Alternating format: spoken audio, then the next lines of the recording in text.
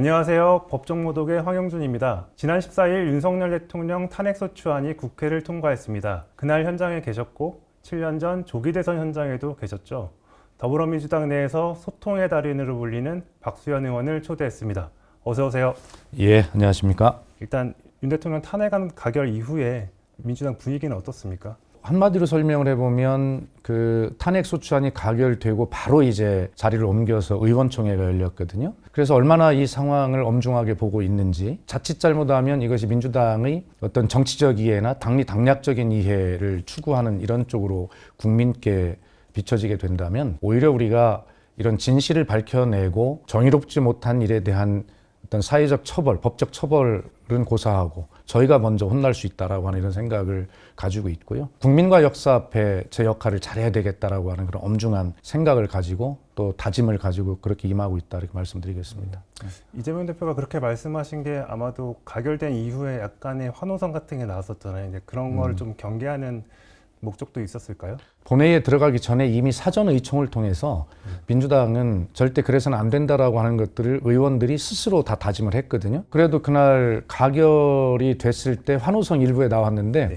그것은 민주당이 아니고 조국 혁신당과 진보당 그 일각의 이제 다른 야당 의원님들이 자신도 모르게 탄성을 질렀는데 그런데 민주당이 조용하고 신중하니까 그 딱 탄성 한마디로 분위기를 읽고 그것도 역시 같은 분위기를 유지하더군요. 이재명 대표가 가결안 통과되고 나서 그 다음 날에 이제 여당은 사라졌고 네. 야당은 없다 이렇게 얘기하면서 이제 국정안정 협의체를 만들자 이런 말씀을 하셨는데 네. 일단은 어쨌든 여당은 여당이지 않아요? 국민의힘에서 그 이재명 대표의 그 말에 대해서 이재명 대표가 마치 대통령이 된 것처럼 그렇게 행동한다라고 비난하셨던데 지금 상황에서 이 엄중한 시각에 그런 태도를 취할 정치인이 바보가 아닌 이상 있겠습니까? 국민에 의해서 선출된 권력인 대통령이 사실상 거리 상태에 지금 들어간 거 아니겠어요? 그렇다면 이 선출된 권력이 하는 대통령이 해야 할 업무를 누가 해야 되는가라고 하는 것이 이제 문제가 되잖아요. 물론 권한대행이 법에 정해진 순서대로 하겠습니다만 그러나 그것은 굉장히 소극적인 권한의 행사라는 것이 일반적인 법적 해석 아니겠어요? 그렇다면 실제적으로 이 엄중한 시기에 민생이 어렵고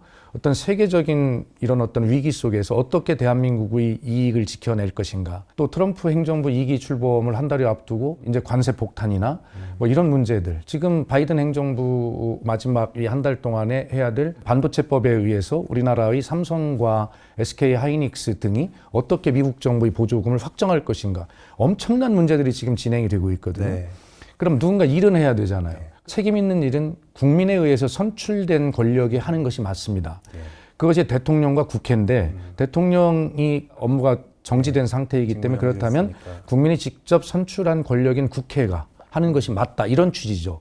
그리고 이것은 이미 2016년에 박근혜 대통령 탄핵 시에도 여야 합의로 여야정 협의체를 만들었고 그다음에 개헌특위를 만들어서 그 중요한 일들을 했던 경험들이 있거든요. 그래서 국민의힘이 대통령의 업무가 정지가 됐는데 대통령을 배출했던 정당이라고 해서 지금 여당 단독으로 어떤 일을 해서는 안 된다라고 하는 그런 취지로 이야기를 한 것이지 이재명 대표가 대통령 노릇하려고 뭐 그런 적은 아니다라고 하는 것을 말씀드리고 대통령의 탄핵 이런 사태를 맞이해서 국민의힘은 일말의 어떤 여당으로서의 책임이 있다면 이렇게 국회에서 함께 여야가 머리를 맞대고 정부와 함께 일을 하는 이런 모습을 빨리 보여줘야 하는 것이 국민에 대한 도리이고 책임이다 이렇게 말씀드리겠습니다. 맞는 말씀이긴 한데 이게 어쨌든 국민의힘 입장에서는 자기들이 판을 깐 게 아니라 이끌려서 이렇게 참여해야 되는 상황이다 보니까 이제 국정안정협의체에 들어오는 걸 약간 좀 꺼리고 수도 있을 것 같아요. 그래서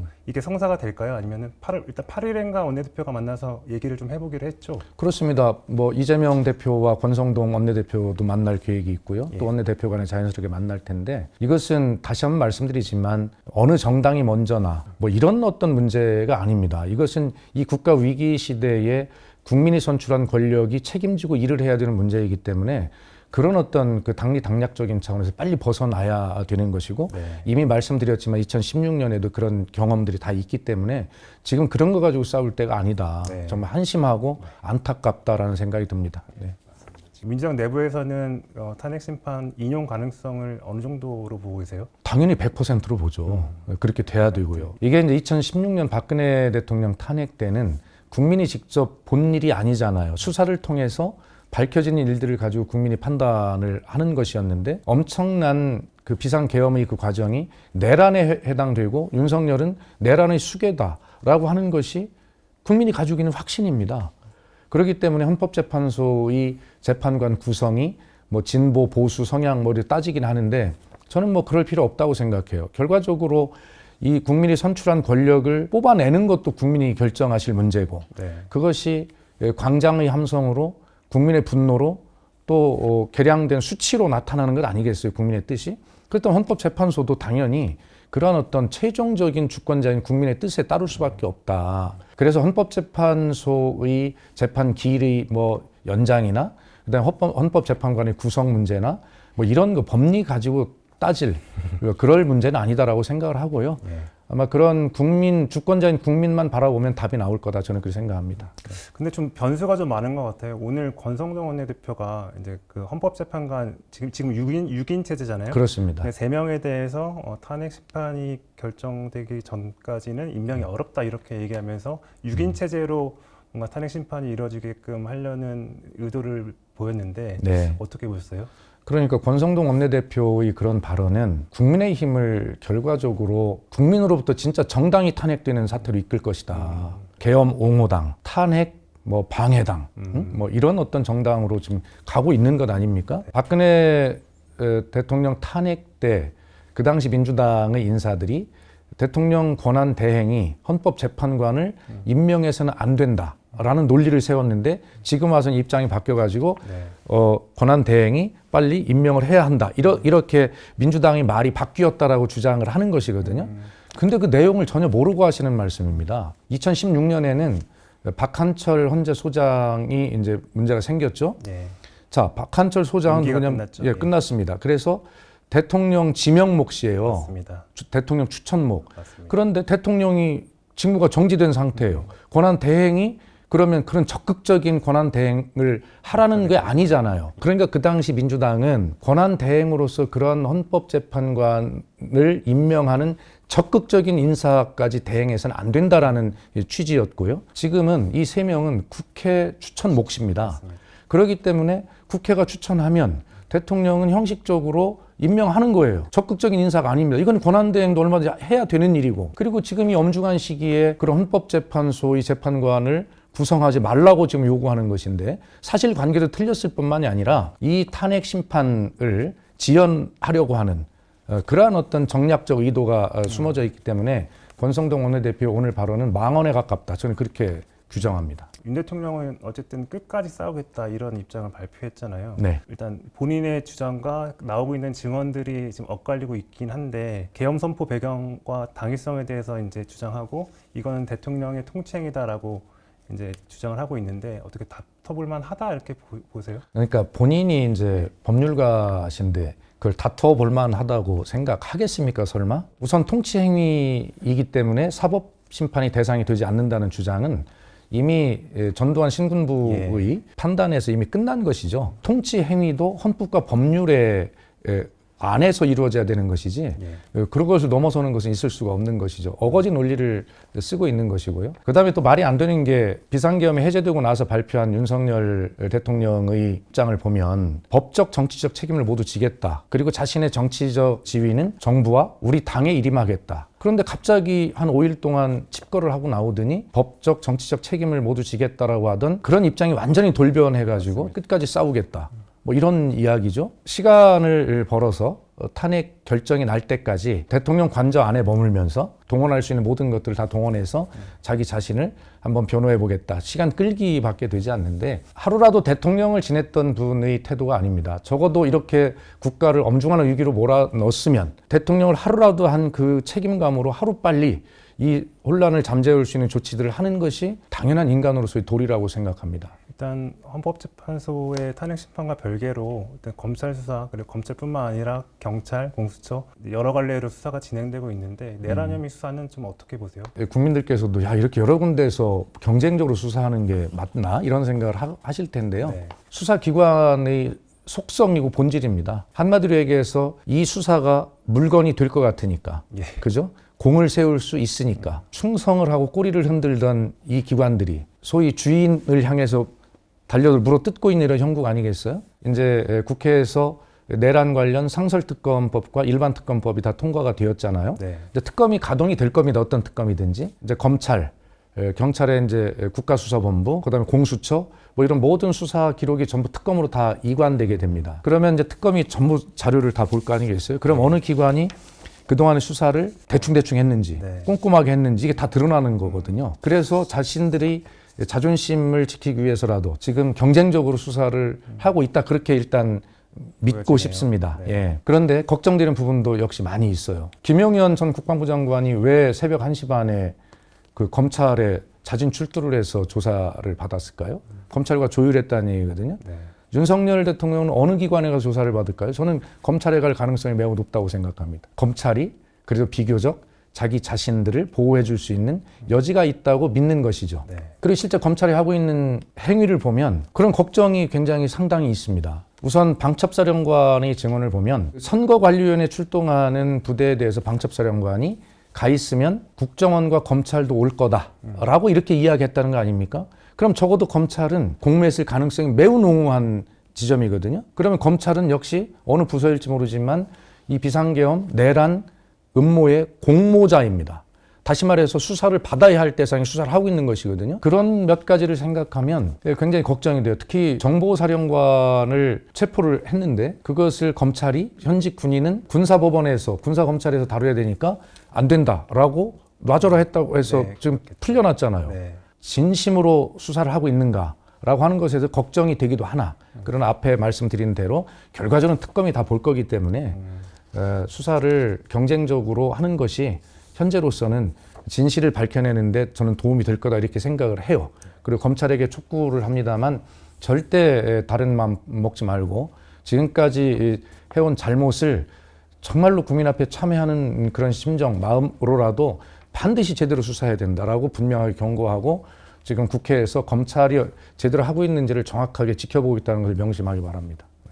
지금 뭐 들리는 얘기로는 어쨌든 민주당이 만약에 정권을 잡게 되면은 공소청 될 거다 이런 내부에서 약간 혼란스러운 분위기가 있긴 있나 보더라고요. 그건 기본적으로 앞으로 우리의 이 사법 시스템 또 수사 시스템을 어떻게 가져가야 되는가에 대한 것은 사실 문재인 정부 때 시도했던 수사와 기소의 분리라고 하는 것이 대체적으로 우리가 지향해야 될 방향이라고 저는 확신하고 있거든요. 그리고 검찰이라고 하는 것이 이 직접 수사권과 기소권을 함께 가지고 있는 이 기형적 검찰은 사실 일제시대를 경험한 우리 대한민국이 가질 수 있는 아주 기형적이면서 특이한 제도란 말입니다. 그렇기 때문에 검찰이 마음만 먹으면 수사를 해서 기소해야 될 사람을 기소하고 기소하지 않을 사람을 기소하지 않으면 검찰이 무서울 이유가 없어요. 네. 그런데 자의적으로 기소해야 될 사람을 기소하지 않고 봐주고 기소하지 않아야 될 사람을 조작과 왜곡을 통해서 기소해버리고 이러니까 검찰이 무서운 거 아니겠어요? 원래는 경찰이 수사권을 갖는데 경찰이 수사를 제대로 하는지 그리고 그 과정에서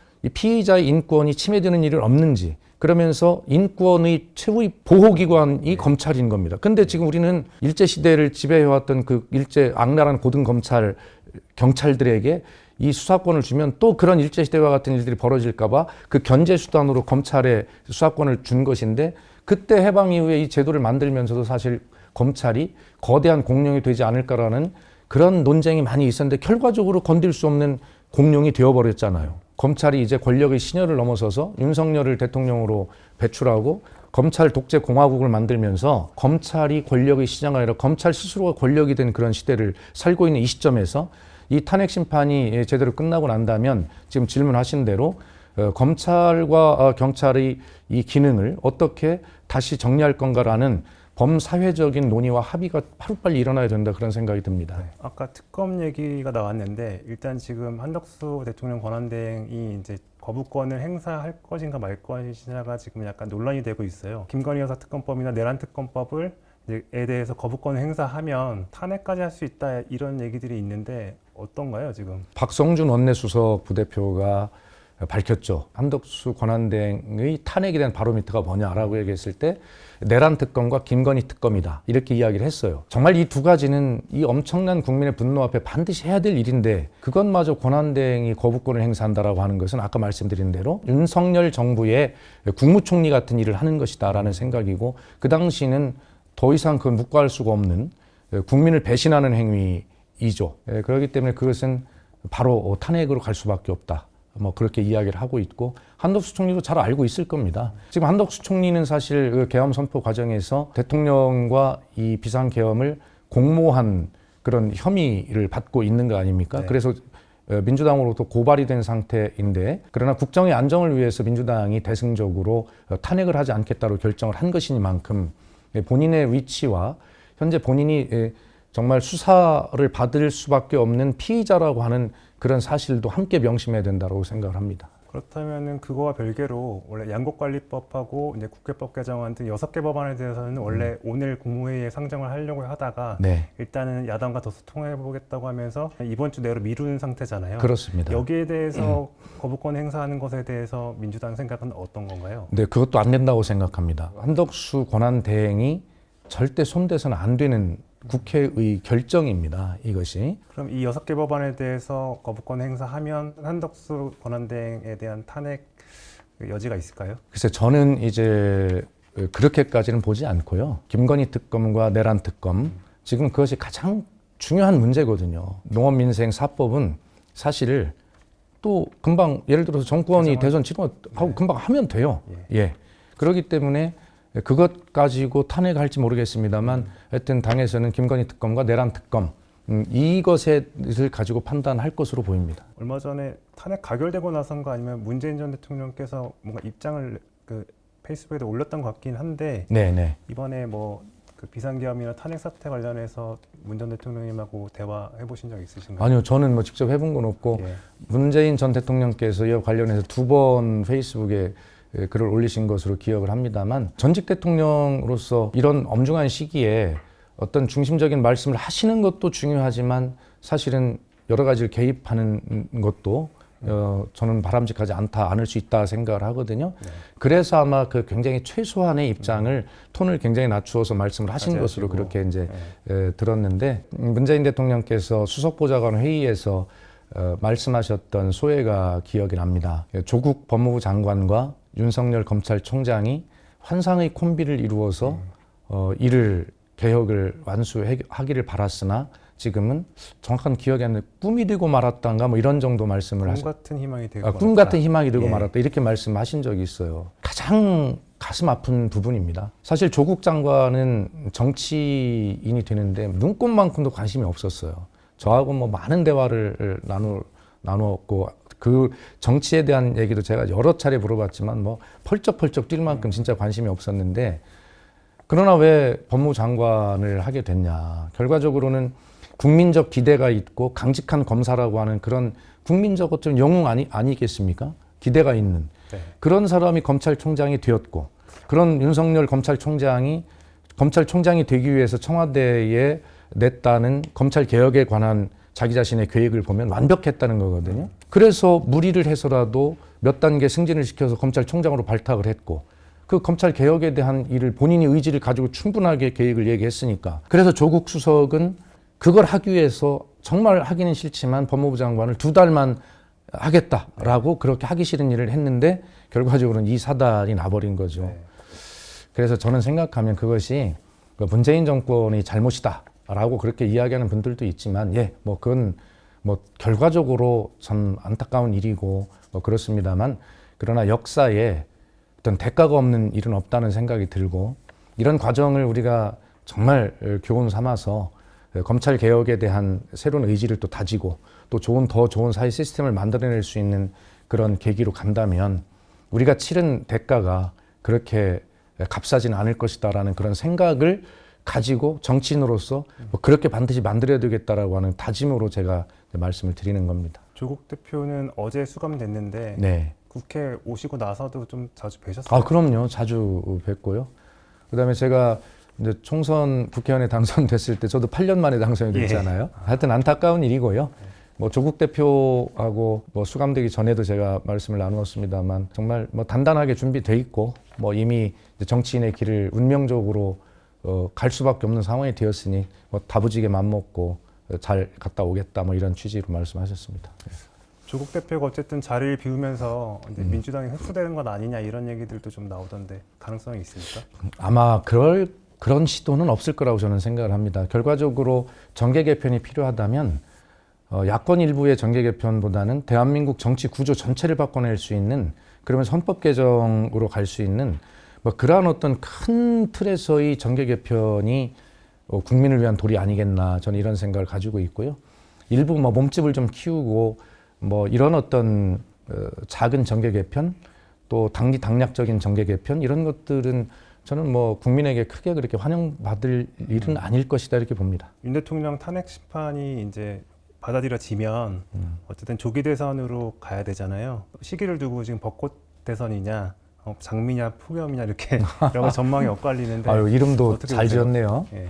글쎄 뭐 그런 민주당의 입장은 이렇습니다. 국민과 역사 앞에 엄청난 죄를 지은 윤석열에 대한 탄핵과 처벌 이것이 지금 정치가 야당이 국민과 함께 할 일이지 뭐 자연스럽게 뭐 따라 붙는 이야기라고 그래서 그 대선 이야기를 꺼내다 보면 이 앞에 우리에게 주어진 책무를 다 할 수 없다라는 그런 생각을 가지고 있어요. 그래서 민주당에서는 질문에 답을 못해서 죄송하지만 대선 이야기에 디귿자도 꺼내지 않는 것을 원칙으로 하고 있습니다. 다만 국민의힘에 말씀을 드리면 그런 엄청난 잘못을 저질러 놓은 그런 대통령을 배출한 정당입니다. 책임을 져야죠. 책임감을 느껴야죠, 최소한.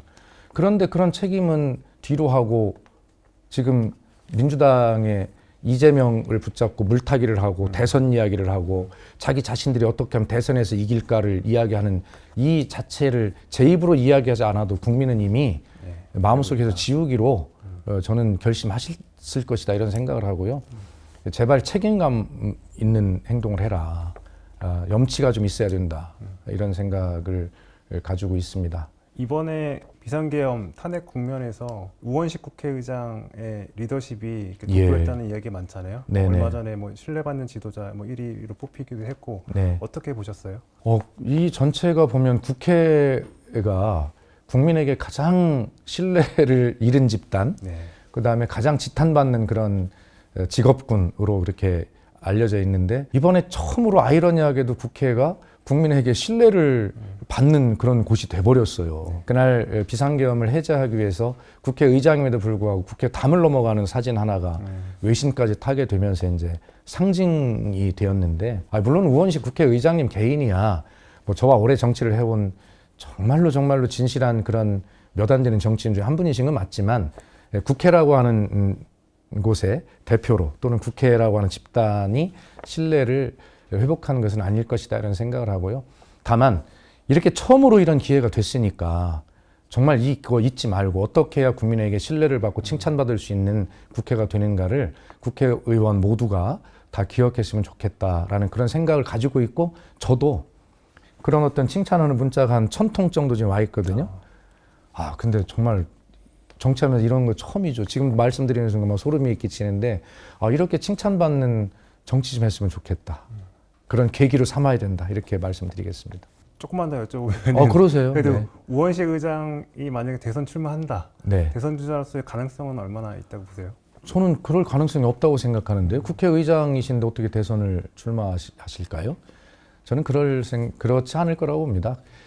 그럴 분이 아니다. 우원식 의원은 우원식이라는 정치인은 국회의장으로서의 소명이 얼마나 소중한지를 잘 알고 계시기 때문에 그 본인에게 주어진 국민이 명령한 그 임기를 잘 하시리라 그렇게 생각하고 있습니다. 네.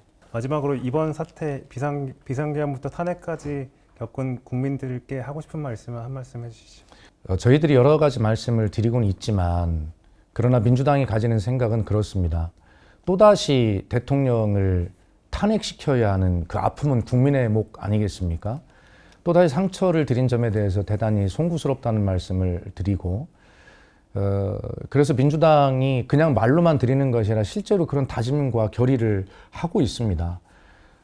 상처받으신 국민께 하루라도 빨리 상처를 회복하고 다시 희망을 쓸 수 있도록 세계인이 지켜보는 가운데 다시 대한민국이 자부심을 가질 수 있도록 그렇게 책임 있는 자세를 다하겠다라고 말씀을 드리고 국민 여러분 함께 힘을 내 주십시오라는 그런 위로와 또 부탁의 말씀을 꼭 드리고 싶습니다. 예, 오늘 의원님과 말씀은 여기까지 듣겠습니다. 감사합니다. 네, 감사합니다.